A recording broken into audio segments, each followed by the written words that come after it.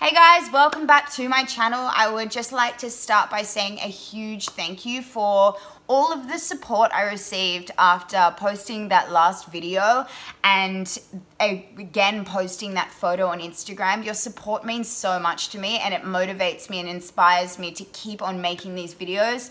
Today, I would like to talk about a few of the mistakes people make when beginning the ketogenic diet, or sometimes when they've been on the ketogenic diet, they don't know what they're doing wrong. So these issues may prevent people from going into ketosis or going into ketosis quickly, becoming adapted, so staying in ketosis, losing weight, and overcoming those nasty symptoms of the keto flu and all the other gross symptoms that do sometimes come with this diet if you don't do it properly. So a common mistake people often make is not understanding how to track macros.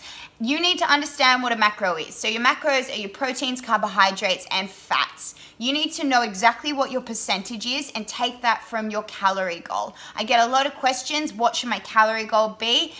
Anything between 1,500 and 2,000, I would say that is a safe number to roll with. You do need to work it out based on your height and your weight and your activity level, your exercise level, and also just kind of listen to your body. If you're hungry and you feel like you need more food and you're losing weight rapidly, put that calorie goal up.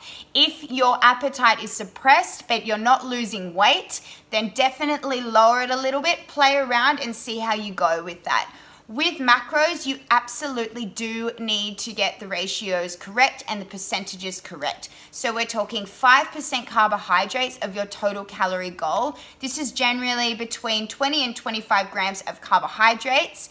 Your protein should be moderate. You need to keep it moderate. People get confused and they think it's a high fat, high protein and low carbohydrate diet. It's not, it's moderate protein. You really only need 1 gram of protein per 1 kilogram of body weight. Anything else you're at risk of storing as glucose, and then your body is going to revert back to using that for fuel rather than the fat. So it's really important when you're especially starting the ketogenic diet that you are providing your body with the energy source that you want to use, which is fat. So gluconeogenesis is the metabolic pathway or process where your body is converting the excess protein that you don't actually require to function as glucose.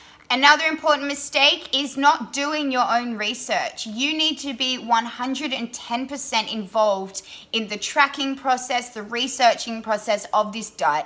You need to know the ins and outs of going into ketosis and what this diet will do to you mentally and physically. And especially if you are kind of experiencing some funky symptoms, you do need to know exactly why you're experiencing them, so therefore you can move forward and fix them and resolve the issues. I see a lot of influencers, I guess you could say, creating meal plans online, and I'm asked for meal plans all the time.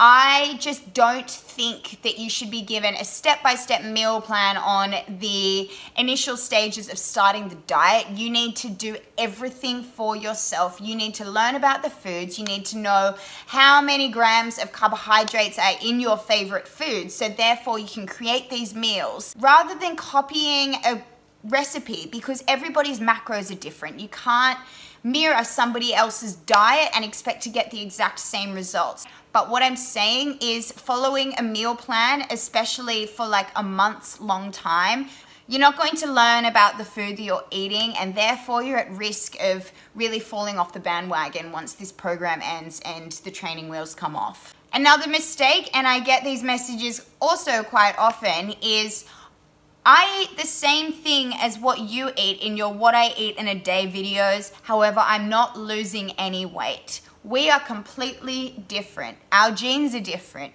We have different metabolisms. I'm eating a lot of calories, I train a lot, and I do have a fast metabolism. I've never been a huge person. Another mistake, people are not eating sufficient amounts of fat. So you need to get your fats in. You need to replace the carbohydrates, which were fueling your body, with something else, which is meant to be fat on this diet. If you're restricting both macros, so carbohydrates and fats, you're going to fade away and it's not sustainable. It's really unhealthy. You need something that is going to fuel your body. You need to perform the best that you can perform. Another really important mistake, and I made this mistake when I first started, is replacing healthy carbohydrates. If you've come from a more whole grain diet where you're eating a lot of compound carbohydrates, you're replacing these with unhealthy, high-fat foods. So you do need to be mindful of what the healthy and good fats are. So when I first started, I saw it as a kind of an excuse, I guess you could say, to eat bacon and eggs, processed cold-cut meats, cream. Cream was a good one. I've never liked cream. I still don't even like cream, but I was like, okay, it's keto friendly, so I'm gonna eat it. I'm gonna add it to everything. You need to be mindful of how much nutritional value these items of food are bringing to your diet, and are they just nothing calories? My one suggestion is don't waste your calories on foods that hold no nutritional value at all. For me, that's an example of cream. People kind of see this keto diet as an excuse to eat these processed foods because technically they are keto friendly. I've had people ask me to promote their cookbooks, and I'll look in the cookbook and it's full of bacon and fried food and processed crap, I guess you could say, and I won't do it because it's just not a healthy way to do any diet. Next issue is lacking electrolytes, and this is the worst. This is the reason you are experiencing all those nasty symptoms in the initial stages of going into ketosis, if you are. So the keto flu. If you're not having enough sodium, it's going to be really difficult to retain water on this diet. Water weight is the first thing to go.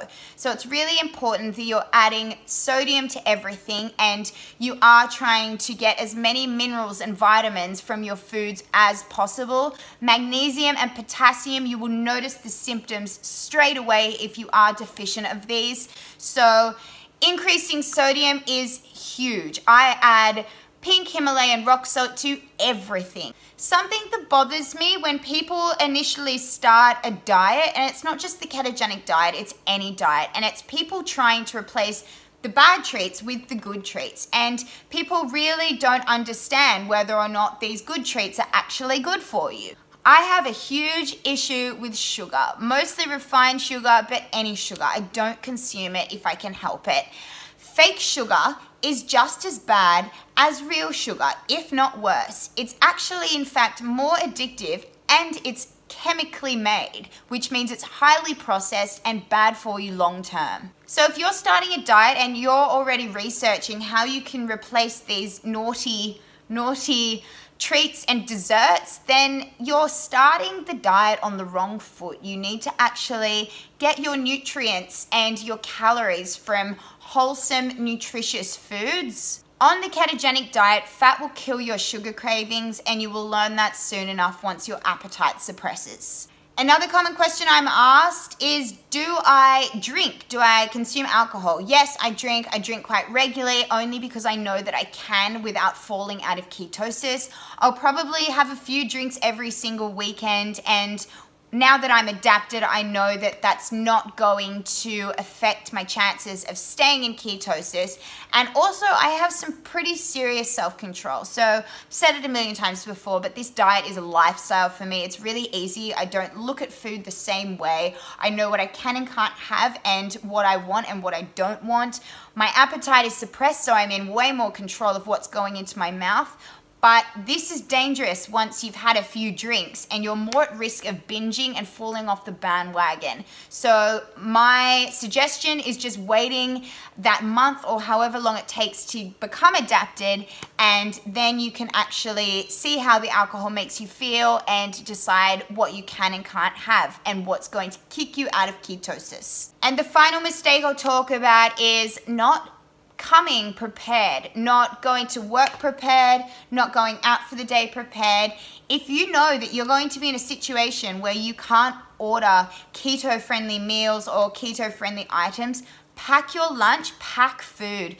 especially in the initial stages where your appetite is not yet suppressed, so you are a little bit more hungry than you would be once you're adapted. It is important to have snacks and food ready that you know that you can kind of go to. You really don't want to undo everything you've been doing just because you're caught in the situation where you're hungry and there's nothing to eat. So I hope this vlog was helpful and I've identified some potential mistakes that you could be making as to why you're not in ketosis yet or you're not adapting. These mistakes are so common, so just make sure you are doing this diet correctly. Plenty of vitamins, nutrients, minerals, lots of sodium, so your electrolytes are going up and prevent the keto flu. And thank you so much for watching. I'll see you next time, and like and subscribe.